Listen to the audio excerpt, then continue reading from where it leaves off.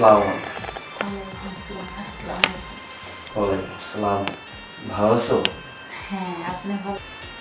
মাশাআল্লাহ, আলহামদুলিল্লাহ। তুমি তো দেখতে দেখি অনেক সুন্দর। তোমাকে পেয়ে আমি অনেক ধন্য হলাম।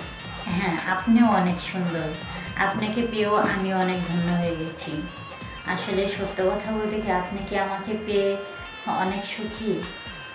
আসলে সুখী কিনা সেটা বলতে পারবো না, কারণ আমি তো তোমাকে বিয়ে করে আজকে আমার বাসায় নিয়ে আসলাম। আসলে আমি সুখী সেদিন হতে পারবো যেদিনকে আমি বুঝতে পারবো যে আমার বাবা, আমার মা, আমার বোন, আমার পরিবারকে যখন তুমি নিজের মতো করে রাখতে পারবে, নিজের মতো করে ভাবতে পারবে, বা আমার মাকে তোমার মায়ের মতো সম্মান দিবে, আমার বাবাকে তোমার বাবার মতো সম্মান দিবে, তখন আমি খুশি হব।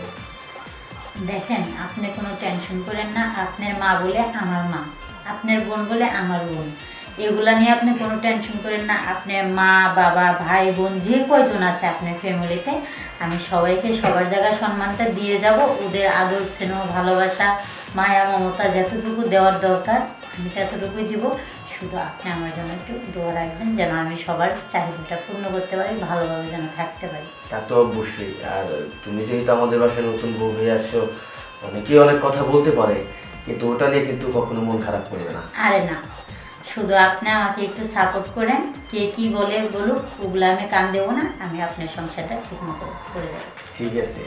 আর কে কি বললো ওটা নিয়ে কিন্তু মন খারাপ করবে না। তোমার যখন যেটা প্রয়োজন হবে আমাকে বলবে, আমি তোমাকে সেই জিনিসটাই এনে দিবো।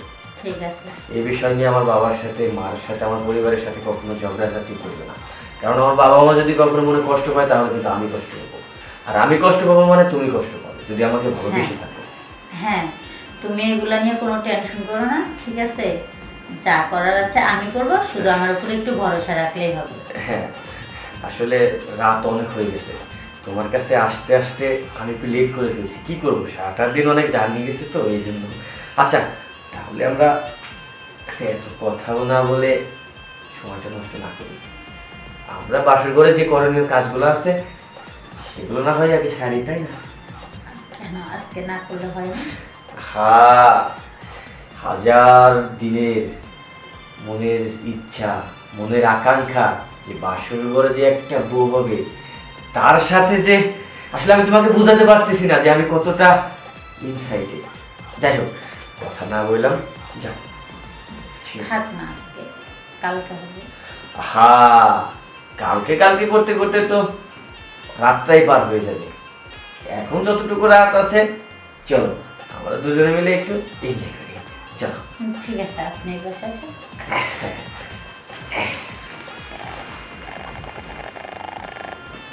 যাও, শুরু।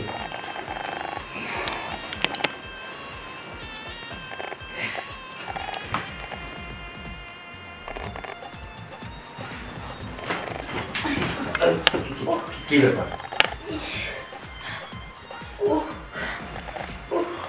কি হয়েছে? আমার না মনে হয় যে কি যেন ফাইটে গেছে, ব্লাড বাইরেতেছে প্রচুর। আসলে আমি তো ওইরকম কিছু বুঝতে পারি নাই। প্রথম প্রথম তো আমার বন্ধু বান্ধব বলছিল যে তুই তো বাসর করে যাইতেছিস, তুই সাবধানে কিছু কাজকর্ম করিস। আমি আসলে বুঝতে না বুঝতে জায়গা ছেড়ে বেজায় কাজ করে ফেলছি। আচ্ছা, তুমি এটা নিয়ে কিন্তু কিছু মনে করো না। তোমার তোমার ব্লাড বের হইতেছে, খুব কষ্ট হইতেছে। আচ্ছা, তাহলে চলো ওয়াশরুমে যাই, তোমার একটু ফ্রেশ করে নিয়ে আসি। আচ্ছা। আমার একটু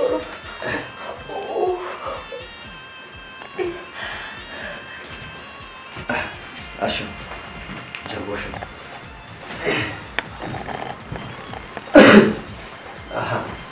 আমি বুঝতে পারছি যে আজকে তোমার অবস্থাটা খুব খারাপ। আসলে তুমি কিন্তু এখন যে কাজটা হলো ওই জন্য কিন্তু মন খারাপ করো না। আসলে আমি বুঝতে পারি না এই বিষয়টা। ঠিক আছে, মন খারাপ করবো না, কিন্তু আর আমি কিছু করতে পারবো না।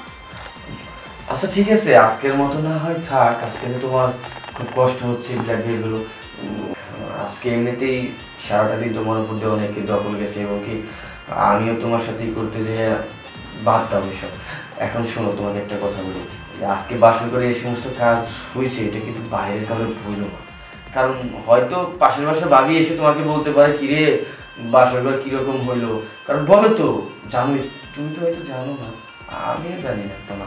আর তুমি কিন্তু বলেও যখন তোমাদের বাসায় যাবে, তোমার নানি দাদি আছে, তারাও জিজ্ঞেস করতে পারে কিরে তোর বাসর ঘর কিরকম কাটলো, কিরকম এনজয় করলি, তখন কিন্তু মুখ ফসকে বলেও বের করো না এই সমস্ত কথা, ঠিক আছে?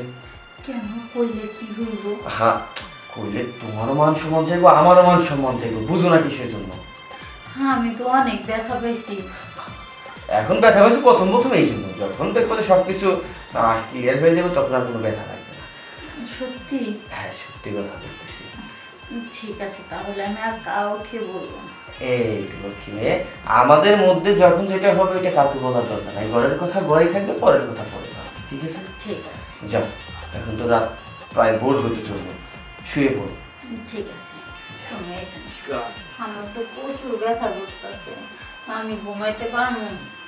ব্যথা করতেছে? হ্যাঁ, প্রচুর ব্যথা করতেছে। আমি না একটু লড়লে চললে কি হয়, একটু বইয়া রয়েছি না, ওইখানে চাপ লাগতেছে আর ব্যথাটা বেশি হচ্ছে। আচ্ছা, আমি বুঝতে পারছি, তুমি একটু ধৈর্য ধরো, আমার কাছে একটা ব্যথার মলম আছে, তো আমি সেটা আইনে দিতেছি, তুমি এটা করবা, হ্যাঁ? ঠিক আছে, দেখবে সাথে সাথে ব্যথাটা সেরে যাবে। ঠিক আছে।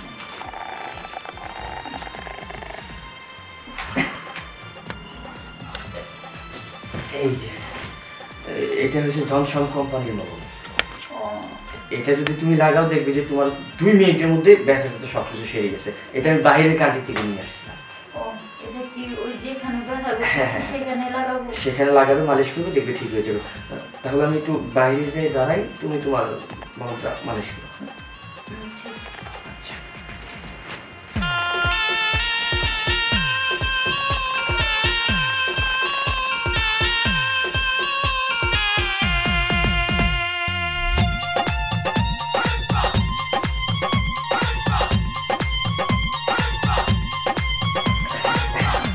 বুঝছে? হ্যাঁ, হয়েছে না? আচ্ছা, এখন কি ব্যথা কমছে? কমতেছে একটু একটু। আচ্ছা, এখন তাহলে চুপ করে দুটি চোখ বন্ধ করে শুয়ে থাকো, দেখবে যে সকালে সব কিছু ঠিক হয়ে যাবে। ঠিক আছে, তুমি শুয়ে পড়ো।